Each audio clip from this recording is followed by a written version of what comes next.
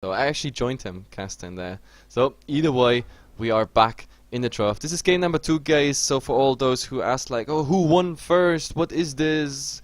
First of all, it's Zephyr versus Quintet. They won the first game. This is joinDOTA League. It's a 2-game series, not a best of 3, guys. So one more game is to play, and I really hope, yeah, it's gonna be first of all an exciting game. I mean, so far Quintet, they had some nice, I don't know, some nice fights here and there, but I guess the reload and the server down that also threw a bit their strategy off, because after that fight, I don't know, first they took the fight and turned it in their favor, then again they fed it all away, and then Zephyr. Anyway, they had such a good start on Corey anyway with the Void. So either way, we're in the second draft, and let's see what they go for. Yep, pretty much. And well, with the no intro, we're forced to probably stretch these bans a bit farther than we would normally analytically. But yeah, let's.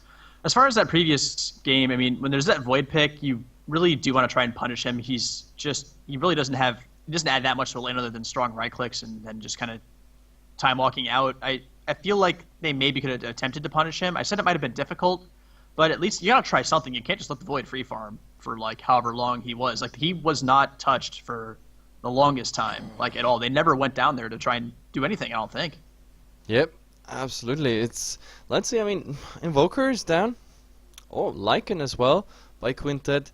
I mean, Lycan, some teams actually ignore the fact that he has been nerfed, and to be honest, like, the nerf is, I don't know, it's not too much of an impact when you look at the picks. Some teams really stick to him, some teams completely ignore him, but I still think he's, like, I mean, nothing changed except for losing some HP in the shapeshift form, but we already saw some situations where this HP difference made actually a difference, like where, I don't know, usually we saw the Lycan like, oh, he's almost dead, and then bzzz, shapeshift, and he's just running away, and plus the additional HP that saved pretty much his butt there. But either way, so center Lycan it is on Quintet's side, and now it's the first pick. And Zephyr so far, I mean, in the last draft, they held back with the Void, for example, until the 5th pick, but in the other 2 games they gave away the direction they are going for pretty early. They didn't hold back with their picks. It was quite obvious what they want to go for. The other one, I really liked it. I mean, first picking everything that goes for damage into the chrono, and then the 5th pick, the Void. I don't know why Quintet didn't suspect it. I mean, I called it, so it was kind of obvious. I think, as I said, I don't even know Zephyr, but like I just saw this setup and I imagined like, wow, Void would have been an awesome pick, and he came in the same second. But Mirana it is. First pick for Zephyr. Zephyr. Yep, and Zephyr. yeah. Oh, Jesus. Just say what you want to, man. It's no, now I'm brain fucked. Like now with all the views and they've gotten to you. Yeah, no. The more I talk about it, the more I think about it. Yeah, never mind. Oh yeah. Well, we see Quintet respond with the Rubik Visage, and well, both decent support heroes. I don't know about first pick phase worthy. I mean, I guess it doesn't reveal that much, other than maybe they want to try to go aggressive, or they have a strong tri lane against whatever the off lane is for Bambo, because Visage, that's basically all Visage is too tremendously good for. The split pushing and split farming later with the birds is certainly nice, but I don't know.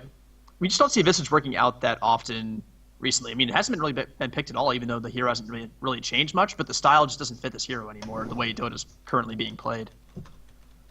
Yeah, absolutely. I think. No, I talked with Roxas this night about it, that Visage is, I don't know, for some reason so out of the game at the moment. Nobody's picking it anymore. Like, even this, like, nice combination of Drow plus Visage. We see Drow being picked up here and there, but Visage, I don't know why. I still think it's an awesome hero. Soul Assumption didn't lose anything. Like, it's still strong. It's early strong. We see, like, I don't know, Visage players with their kill secured Soul Assumptions getting so much farm early on, like Medallion, Easy Roshans, Familiars, Fast Ghanems. Like, I don't know why, but I still think this hero deserves more respect in the game. But I'm still hoping for the TI, because now that in like 6.81, like a lot of heroes are more in the background at the moment, but I think for TI several teams come up with certain strategies, also pocket strats, and I really hope Visage is gonna be one of them. Yeah, just Visage, like when you pick a Visage, you're really kind of, I don't know, it's really There's one thing you really want to do with him early game, and that's fight, because Soul Assumption is just that good, and that's what the skill set's really good at. But we don't really see the old 3v3 aggressive versus defensive tri-lane like fights like you saw almost every game back when Visage was like a top tier pick and like first ban material. But we just don't see those fights very often anymore. So after the post laning stage is still there, but Visage doesn't get that like the chances to get that sort of like kill lead and like that kill advantage, just a ton of money and like a fast mech or something like that on Visage. It's just that situation doesn't come up anymore. So it's a little less impact on the rest of the game as well after because of that. So I think that's the reason. And then it's just not the best roaming support as well. I mean, it's all right with the Grave Chill and it's all Assumption to finish things, but I mean, there's like the Shadow Demon, Sand Kings of this world are a bit more effective at doing that. So I don't know. It's really just kind of good at one thing in the early game. I think that's the real issue with the Visage, but it's still good. Don't get me wrong. If you want to fight early game, Yeah, I mean, you should pick this hero. That's the thing. Like, you should see it picked more, I think. Yep, I think so. Like, but as I said, my hopes are still on a TI. But we have the second ban rotation coming out now. Naga Siren it is, as well as the Brewmaster coming through. So Brewmaster, to be honest, the Brewmaster has not been too much of a nuisance in the last game because his ultimates were mostly baited out and then never brought into action whatsoever. Like, I don't know, the mid was pretty much lost against the DK.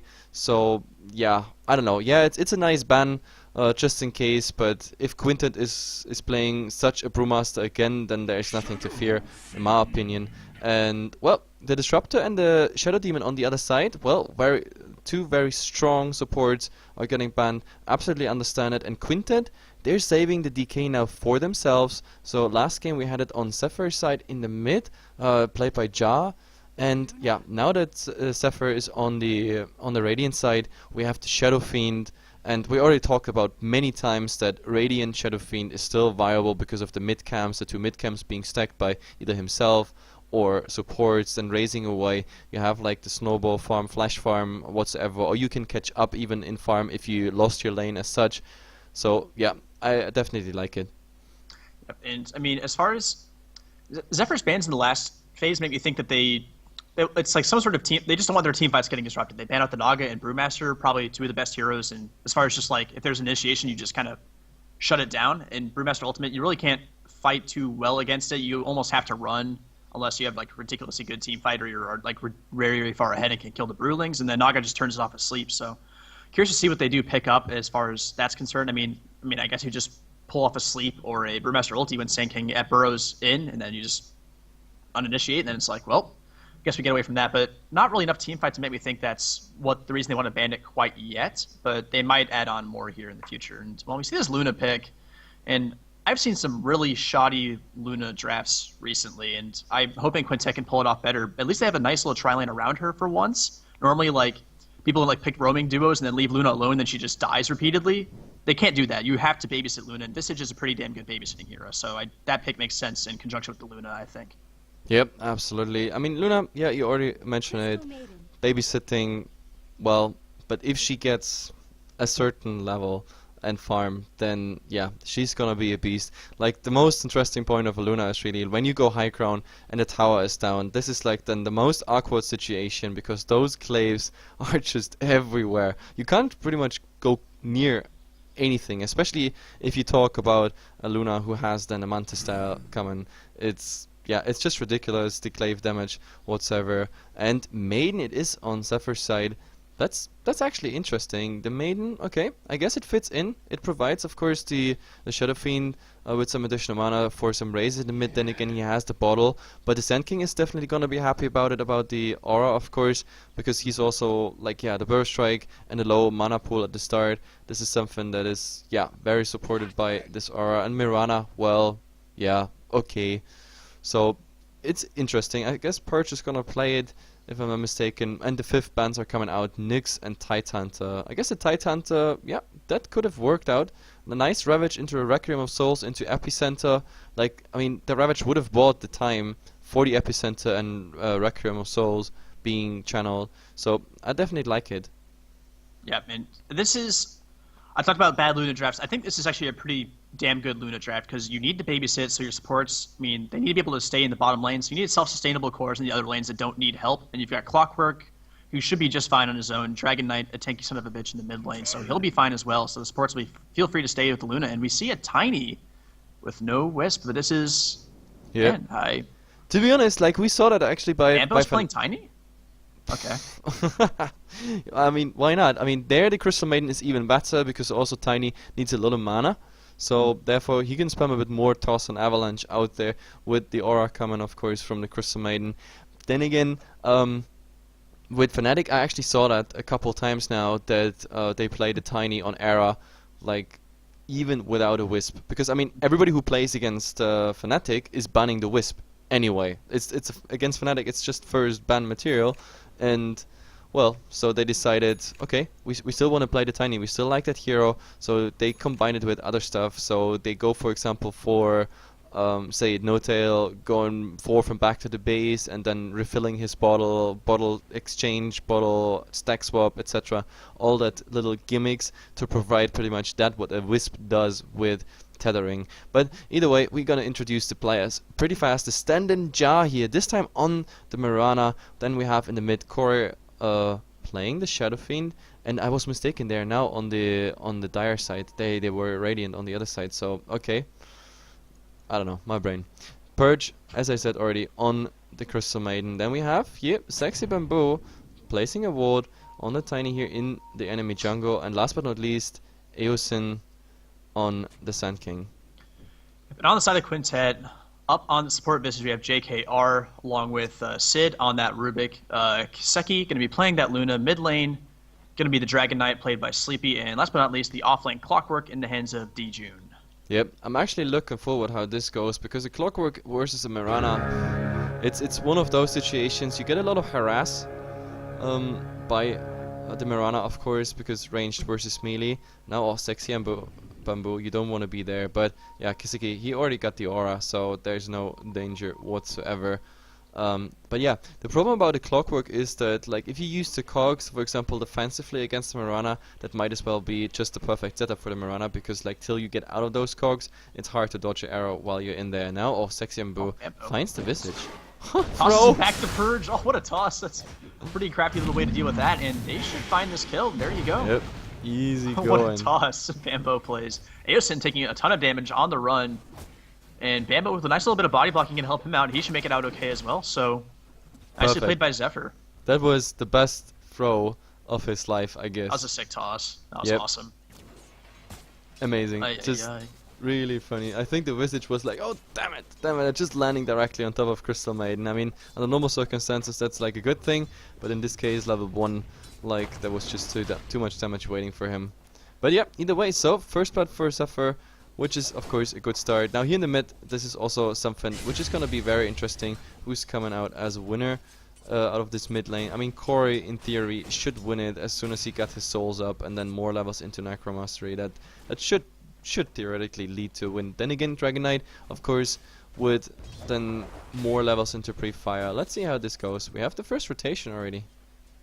Yeah, they're trying to smoke up and find this DK, and he's gone too far forward now. But Purge actually gets revealed, and, well, that'll kind of spoil that gank for them, and, well, leaving Bambo alone in this offlane on the Tiny, and, well, he's not going to find a whole lot there without supports.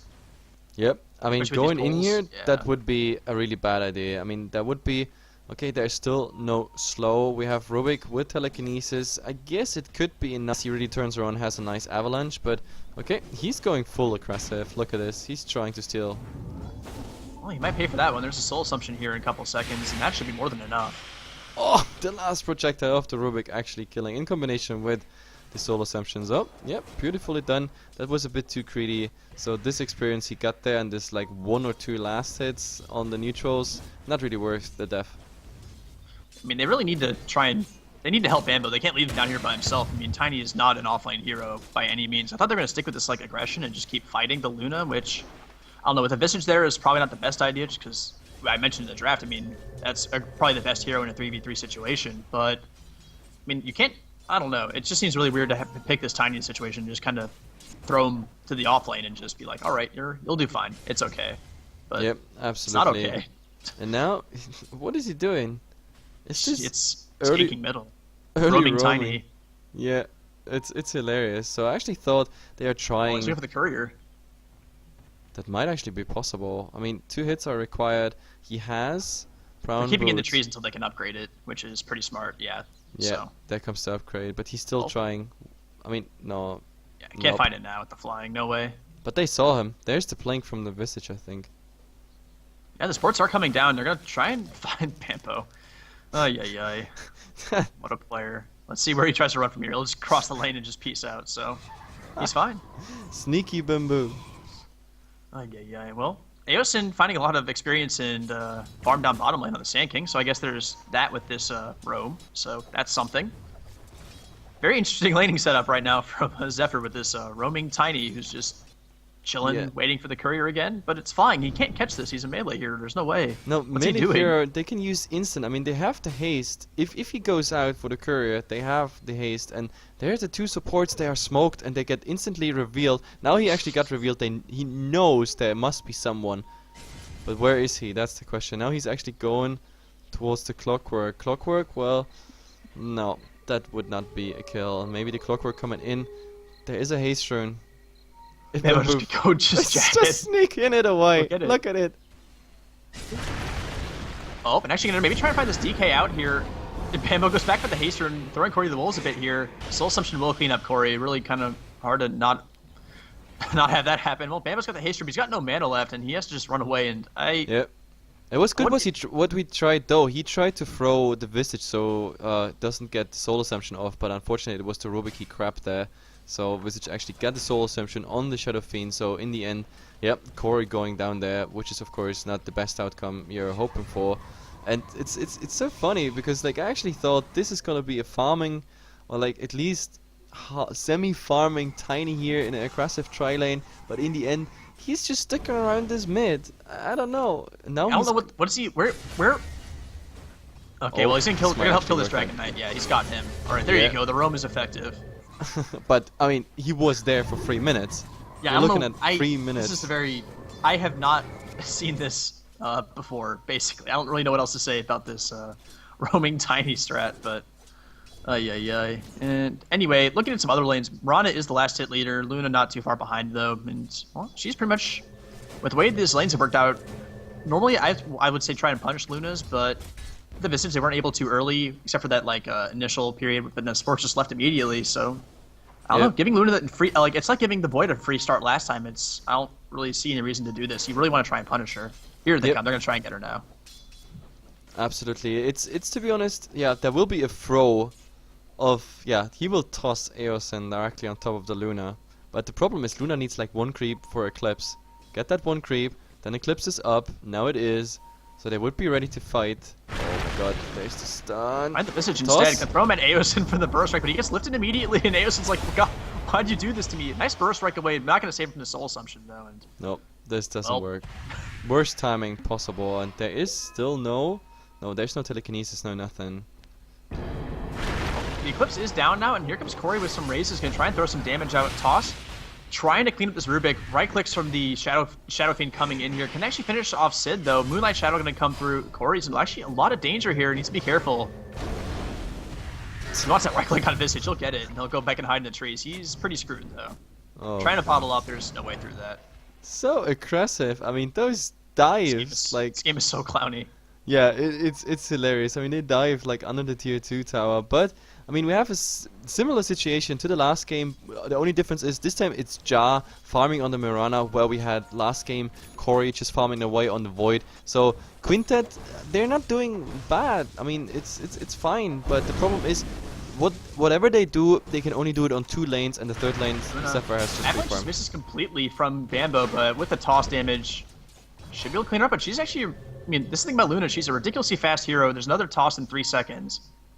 And they'll need this, but now there's the lift. I mean, missing that first avalanche was a big mistake there from Bambo, but they might find the Rubik here anyway. Should be a toss. Still going for the Luna. Are you kidding me? They're not going to find that. Here comes the Clockwork to ruin everything. Oh, the avalanche does actually kill the Luna off, but Bambo might pay with his life here. He's on the run. Rubik has on the lift in 5 seconds. We'll have the Fade Bolt instead, though. I don't think that was the correct decision. That was not a correct decision, no, absolutely. They needed that telekinesis to catch up with him, but maybe the Dragon Knight, he has a 340 movement speed versus 335. It takes a while, but he should, in theory, be faster. Now, they spend a lot of time just chasing him, but the next Brief Fire should theoretically kill him. Maybe he's gonna try to deny himself. What you...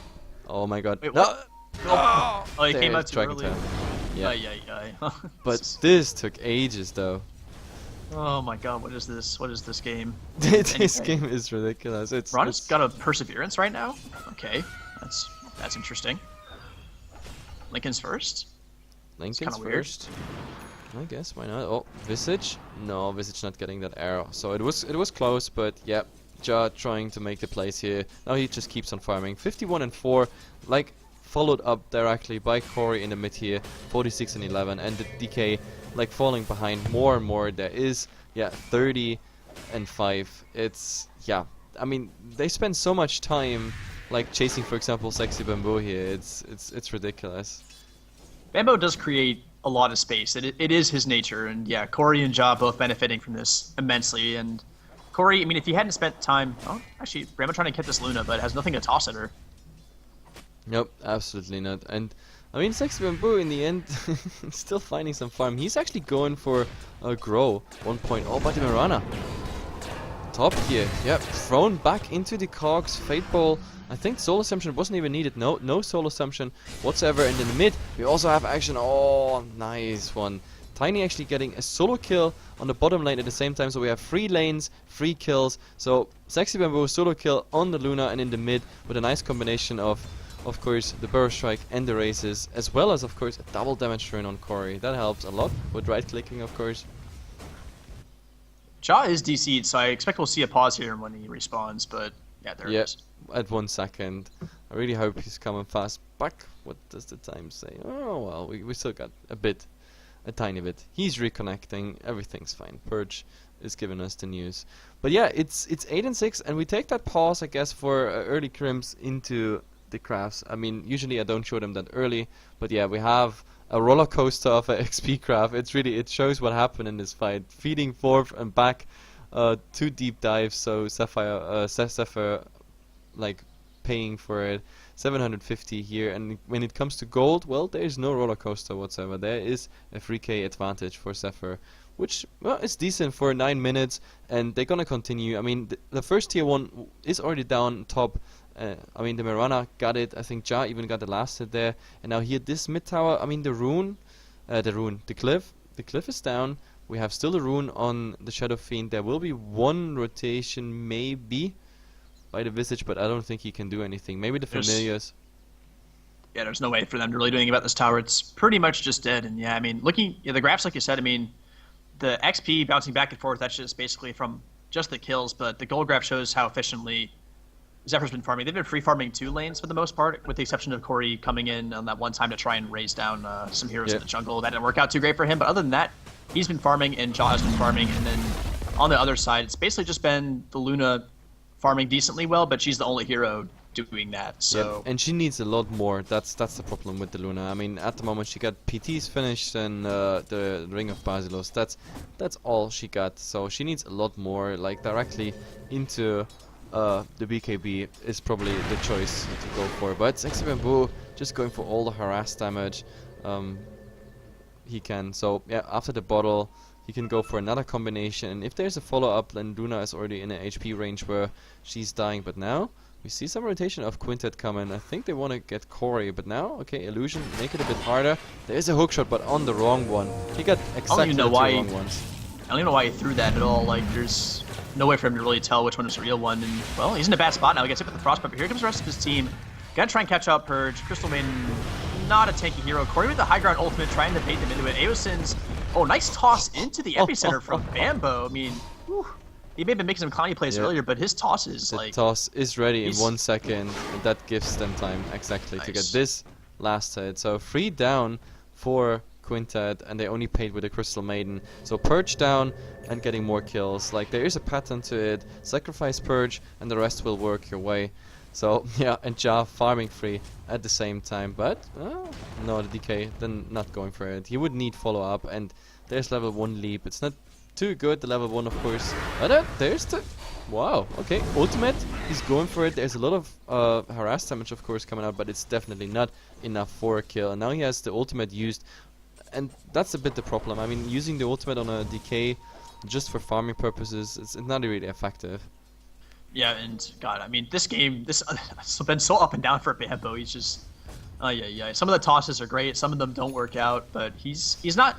He does not play like a normal Tiny. You can definitely say that much. And well, Aosin's got his Blink Dagger now as well on the Sand King. And well, mid lane Luna. Oh my God, that burst damage! But can actually find the what? That's the longest punch I've ever seen in my life. But here comes the hook on to Corey. Corey does not have his BKB yet, but does have this Overclub to help tank up a bit. He's got Bambo in the cogs as a friend, but it's gonna be enough to save Corey. Here come the Visage Birds as well, looking for some stuns and right clicks. Yeah, Corey will go down, but the recurrent damage still finishing off the clockwork. Just chilling. It's fine. Eosin just chilling. No epicenter, unfortunately. With the epicenter here in the situation, he could have done something, but well, that is really unfortunate for the clockwork. But poor Rubik. They didn't even need that Burrow Strike. Like, alone the toss combination with the Avalanche, both 4 points into it. He even bought back for this, so in the end, I guess the buyback was absolutely worth it. But Purge going down. He wasn't even warding that time. I don't think he has any excuse. I don't know what he was doing there. I think he was planning on warding. He does have wards. Okay, he just didn't get them down this time. Yeah. Oh, but in the mid, the same combination, Avalanche toss into Burrow Strike. It goes so fast. Like, this stun combination is just sick. So another kill for them. But yeah, Purge, I think he wanted to ward. I mean, he has 2 new observers in his inventory. So yeah, but he died there. I think Eclipse was used for this. Yes. So Luna getting there like a free B. But they go on the Mirana here, and this should be enough. Yep, hook shot into Dragon Tail. That definitely is enough. But look at it, they want the Luna, but this time not gonna find him. This Linken's, I mean, like, Mirana has this perseverance, which is nice and all, but she just has no health and is getting killed a lot. And she has her agility treads on. Like, needs to not play this greedy with the way she's built so far. Oh my God, Corey finds the Luna. Oh, but the races are missing actually. The Familiars are on the hunt here, maybe stunning him on the way. But like, I mean, with the Eclipse, that would be something nice. The Rubik, there's nothing they can do. Okay, he's getting stunned, but oh my God, Rubik, you don't want to be there. No, Avalanche is hitting Toss as well, and there's the last race.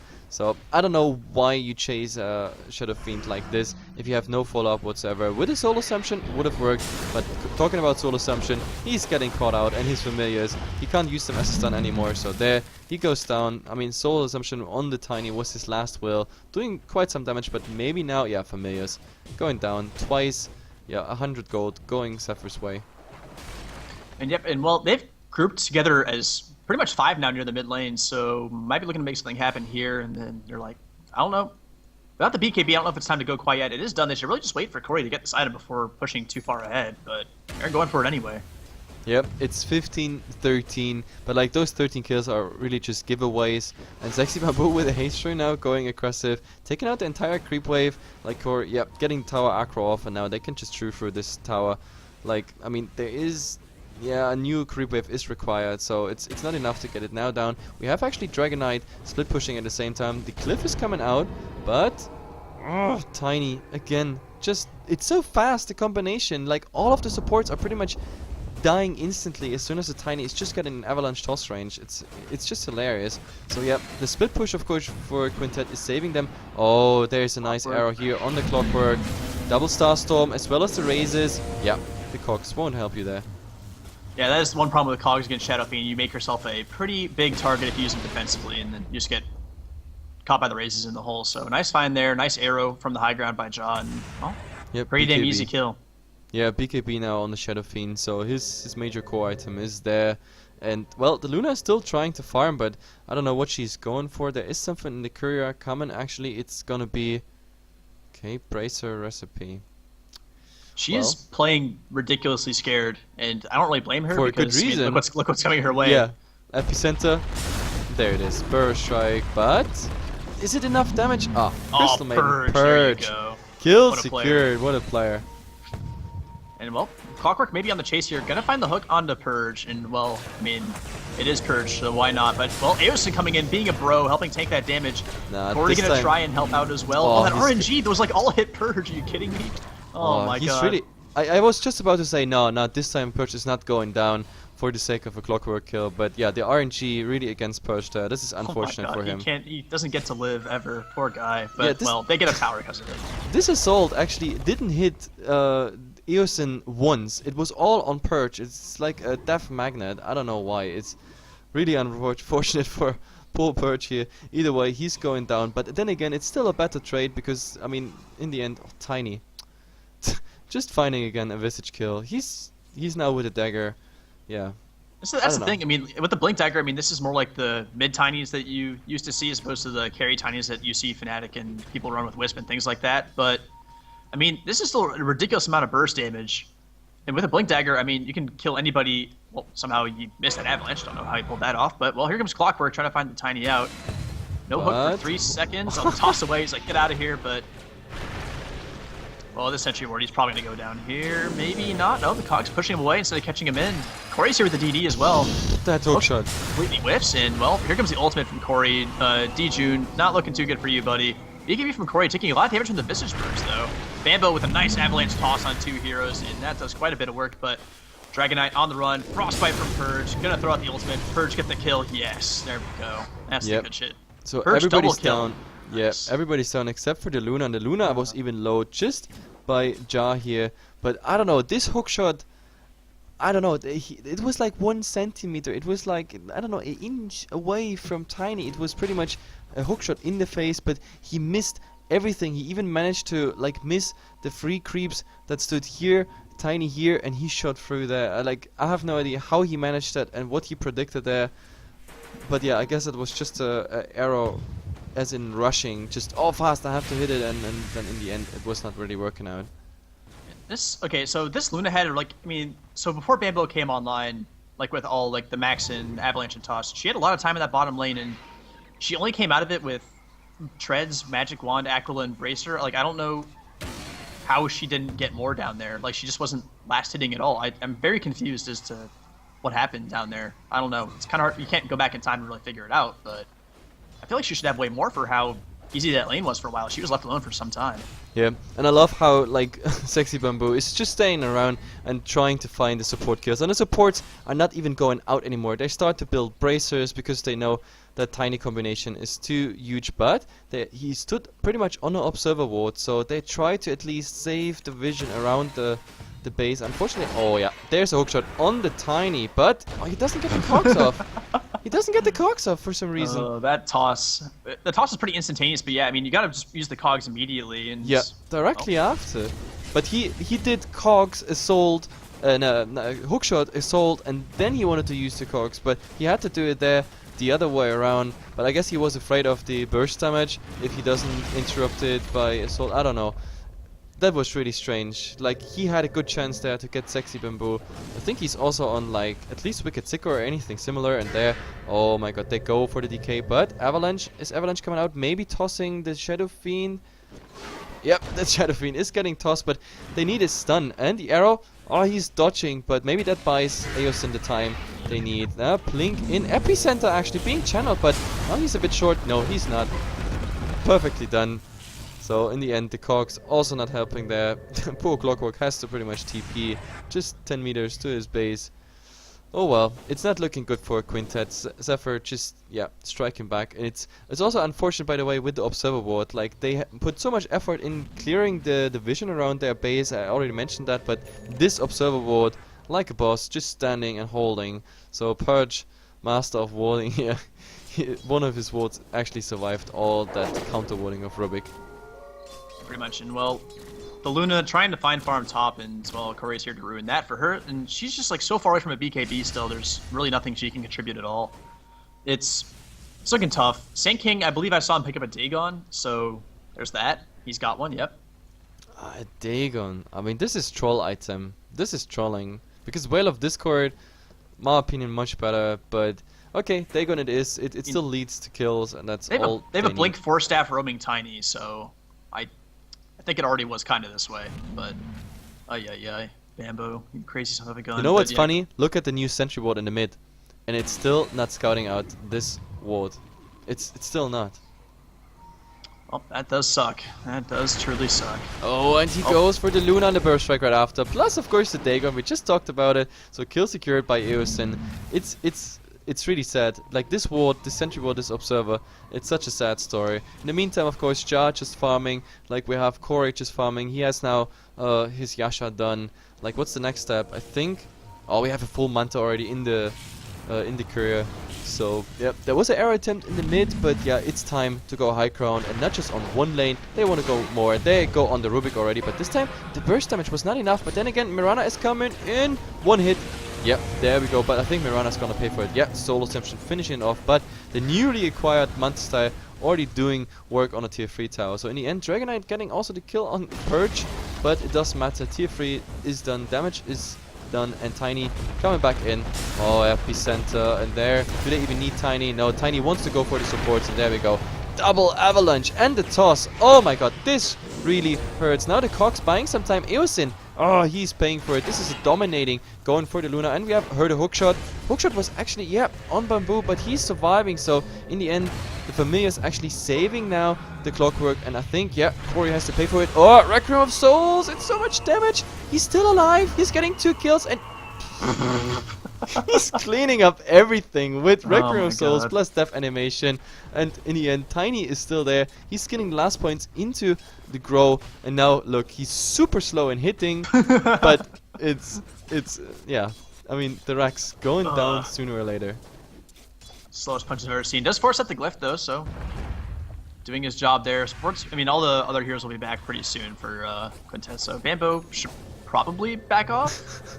Yep, I think There it's a he good goes. idea. That's a bit too greedy what he does there. I mean, the What? Dragon. Oh my goodness. Well, Oh, he's stuffing directly into a Dragonite. Who's gonna eat the arrow? But who cares? They just got Bamboo, and that was a monster kill. So, yeah, we have a dominating streak and a monster kill being fed into, yeah, Quintet's little gold stash, but it doesn't really matter. We have to look at the graphs again, but it's really just for shit and giggles pretty much. There's instant buyback on Eosin. He's trolling. 20k experience, over 20k in gold. Now, guys, it's time to finish this game. Like, don't play too much around with Quintet here. yeah, they should finish it pretty soon. I mean, they're all heading towards the base. They're not like sitting back and farming that much, so should be ending it soon. They want to go look for Eos in here. It looks like. Battery's already hook turned on. shot. He will find the hook. There's so many creeps in here, though. Yeah. Oh, this is awkward. Yeah. Clockwork's like, I immediately regret my decision, and well, he'll die. Oh, the toss back on the Rubik. Bambo's finding dudes, throw him out of the base. Ay, ay, ay. Well, that might be a go time to just go ahead and finish off this. No, I was bottom just racks. stunned right now. I was like looking for like, okay, does the interrupt come? Like, who's rotating in? Is that enough getting the EOS and kill? I mean, the hookshot was nice, a long range whatsoever, but now they're working on another tier 4, and there was an attempt of Sexy Bamboo to get in, but oh my god, the arrow again absorbed by Familiars, overpowered stuff. But yeah, in the meantime, Kiseki is trying to farm something, but oh my god. When he returns to his base, there's pretty much nothing left. There's also now a rotation. Oh, Sexy Bamboo just putting the DK directly in front of Purge. But yeah, the DK already going back. There's a Requiem of Souls. Oh my god, the damage on the supports there. One hit. Yeah, he gets the double kill. Back to the Raxes. And yeah, oh my god, the Luna is fighting here actually versus Eosin and the Epicenter. So much damage. He's still alive. Now the Eclipse is coming out, but no vision. Who is who? Who is where is where is who, whatever, it doesn't matter. Oh, the Perf strike is off target as well. Sandstorm, yes. Last hit, battle, oh my go. god. He also had Dagon, just in case. What a fight, epic fight of the Titans there. Either way, another toss by Tiny out of the fountain, but in the end, yeah, he's just, yeah, coming back. Oh, close-up arrow, and Perch is getting, yeah, amazing. Perch is getting thrown into the fountain with his ultimate on, but oh well. He did not have enough HP to survive that one. What a game. What a troll game. Fountain. Well, there we go. Alright, took a while, but well, yeah, that was a couple of funny games to say the least here. That roaming Tiny was certainly something to watch, and well, Zephyr, I mean, they're expected to clean house in this, like, Division 2 of joinDOTA League of Asia, so they do it here. It's pretty much what we expected to happen, so well, Yep. but nicely played regardless. They make the plays, and well, it's one thing to say they should win a game, it's another thing to go out and do it, so nice 2-0 win for them. Yeah, absolutely. I mean, there was a lot of trolling there. They were well aware of the fact that, yeah, I mean, that they get it, and I don't know what to say. I had fun casting this, even though we had, I don't know, the server down and a disconnect, and I don't know. It was still fun. I have no idea what to say. Anyway, I have to swap to cast a Maneski game. You will cast Battle of Central Europe and will take over this stream. I will go to my private one. So everything should be fine. Thanks for watching, guys. And wow, I'm just... Oh, never mind. No, that was false alarm. So yeah, thanks for joining. If you like what you see and hear here, of course, then follow us on Twitch, Facebook, and Twitter, and on YouTube. If you missed the games or you want to share them just for the troll factor whatsoever, then of course visit our YouTube right after the game. And that should be it, guys.